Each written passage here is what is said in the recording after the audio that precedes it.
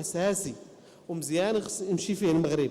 وقلنا بان المؤتمر مثلا تاع البي جي دي داز في ظروف نموذجيه، وقلنا هذا الكلام اللي ما كاينش في احزاب اخرى، ولكن هذا لا يعني اننا ما غادي ننتقدوش هذا الحزب، وبالعكس الحزب واداؤه.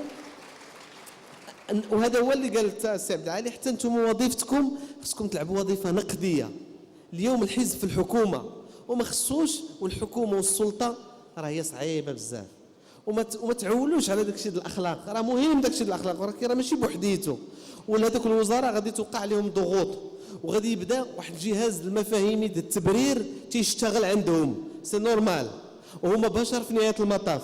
حتى السلطه عندها اغراءات، والمنصب له ابها، وانت تبقى تظهر كلها في الاعلام وفي التلفزه، ويديروا لك الشابو وتركب في الطوموبيل ويخيو لك الطريق ويدخلوك في المطار القاعه في اي بي وكذا. هذه راه اشياء تؤثر.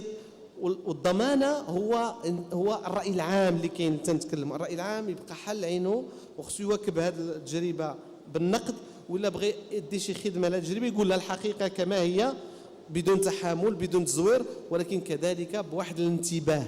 فالاستاذ عبد الاله بن كيران استطاع فعلا دار انجازات، واول انجازات انه جاب المرتبه الاولى في الانتخابات، وتنظن هذا الشيء علاش طلع بديك الاغلبيه الكبيره في المؤتمر، وهذا حقه. ولكن في نفس الوقت دار اخطاء، وهذه الاخطاء هو يعتذر عن بعضها هو نفسه، ولكن البعض الاخر حنا خصنا نذكروا فيه، لانه بغينا نقطعوا مع واحد النموذج نتاع رؤساء حكومات جايين باش يديروا التدبير وماشي باش يمارسوا السلطه. السي عبد الاله بن كيران عطاه الدستور صلاحيات كثيره، خصو يمارسها كلها.